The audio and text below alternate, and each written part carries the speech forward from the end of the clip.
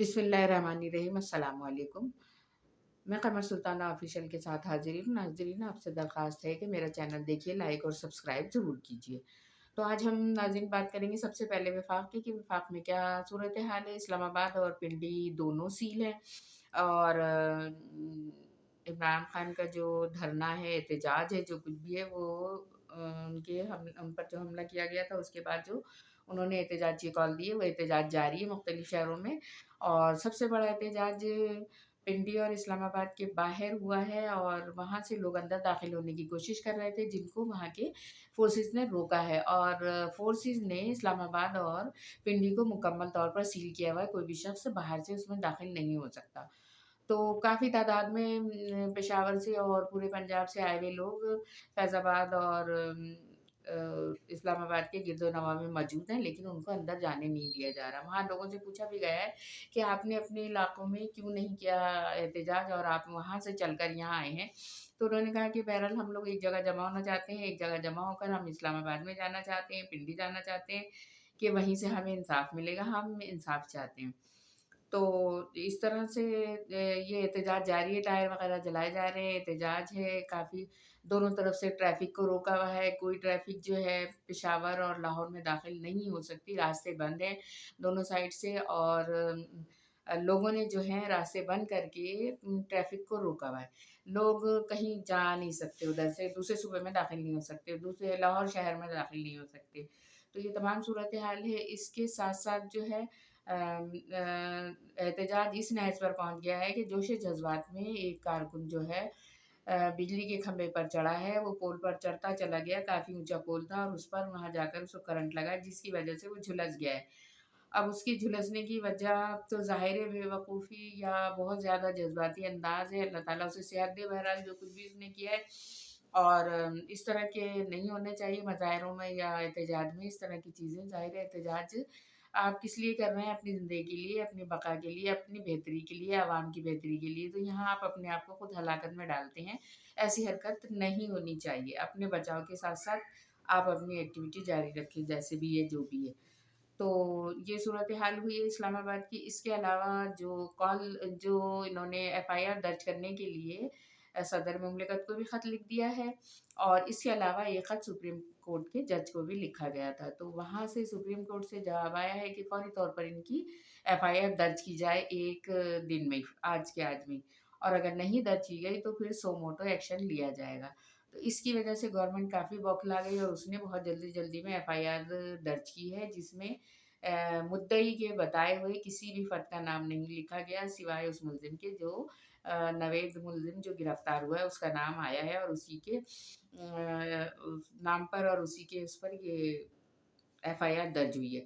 जबकि इमरान खान के बताए हुए किसी भी नाम को उसमें दर्ज नहीं किया गया है। इसके अलावा एक बात और बताई जा रही है कि एफआईआर जो है सील कर दी गई है और इसे कोई इस तक पहुँच नहीं सकता, किसी की रसाई नहीं होगी इस तक। दूसरी बात ये है कि मुद्दई को भी एफआईआर की कॉपी नहीं दी गई है, जिसे पीटीआई ने मुस्तरद कर दिया है और उन्होंने इस एफआईआर को मानने से इनकार किया है। उन्होंने कहा जिस तरह से हम बता रहे हैं उस तरह से आप एफआईआर दर्ज करें जिसको हम तस्लीम करेंगे।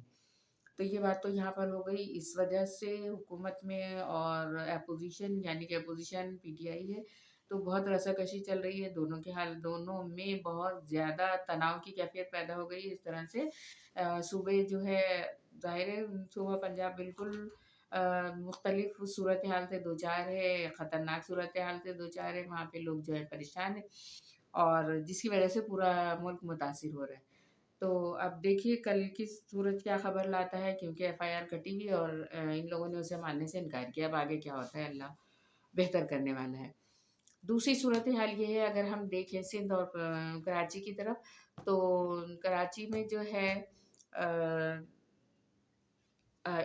जो वफ़ाक़ी मिनिस्टर हैं, फेडरल मिनिस्टर अमीनुल हक साहब, आईटी के मिनिस्टर हैं, उन्होंने कराची में एक आईटी पार्क का संग बुनियाद रखा है और उसके लिए वफ़ाक़ी वज़ीर ख़ज़ाना को कहा है कि अगर आपने पैसे नहीं जारी किए, फंड नहीं दिए और ये पार्क 2026 तक मुकम्मल हो जाएगा, अगर इसको रोका गया और या हमें वज़ारत से हटाया गया तो आप भी वज़ीर नहीं रहेंगे। उन्होंने इस तरह की बात की और काफ़ी दबंग अंदाज़ था उनका अपने मंसूबे को लेकर उन्होंने काफ़ी दबंग अंदाज़ में बात की और अपने मंसूबे को हर हाल में मुकम्मल करने का इरादा किया।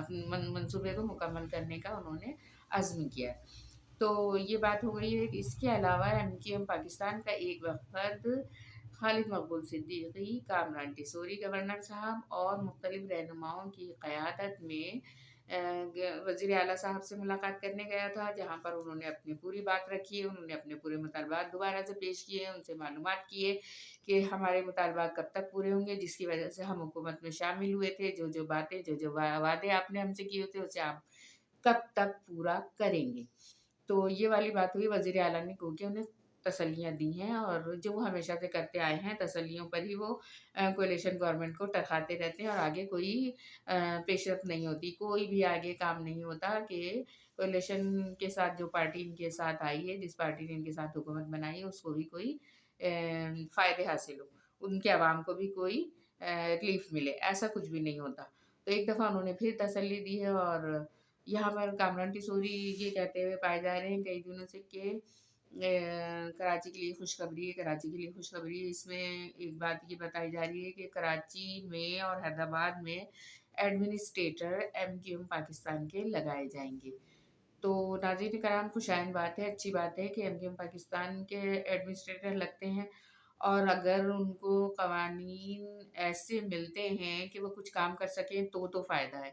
लेकिन जो पीपल्स पार्टी ने अपने फ़ायदे के लिए कवानीन मुरतब किए हैं और तरमीमात की हैं जितनी भी, वो सब उन्होंने अपने फ़ायदे के लिए की हैं। तो इस सूरत-ए-हाल में, इस दायरे-कार में रहते हुए नया एडमिनिस्ट्रेटर कैसे काम करेगा और वो किस तरह से अपने लोगों को रिलीफ़ पहुँचाएगा? जबकि पीपल्स पार्टी ने हाथ-पैर बाँधे हुए हैं।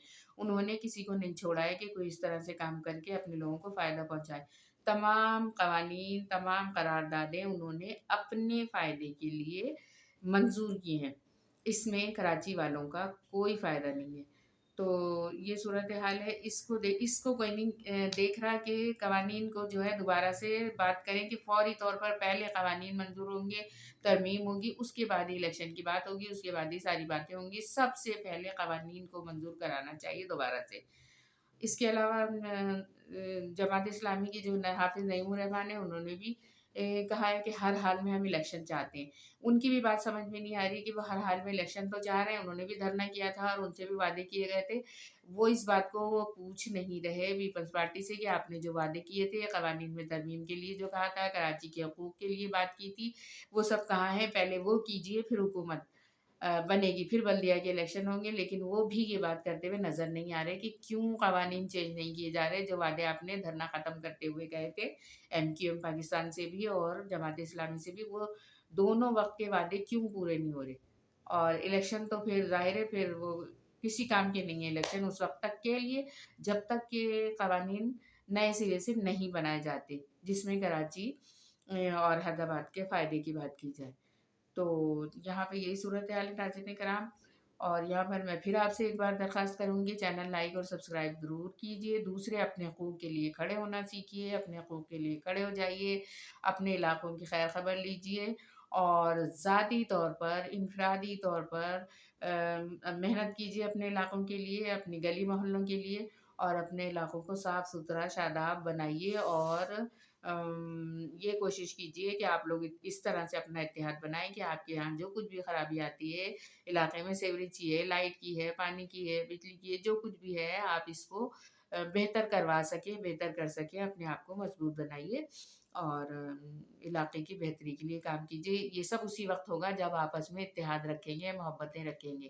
तो आपसे दरख्वास्त है कि आपस में इत्तेहाद और मोहब्बतों को बरकरार रखिए, इसमें इज़ाफ़ा कीजिए और एक-दूसरे का साथ दीजिए और अपने मोहल्ले और गली का अपने इलाके का ख़याल कीजिए। अल्लाह हाफ़िज़।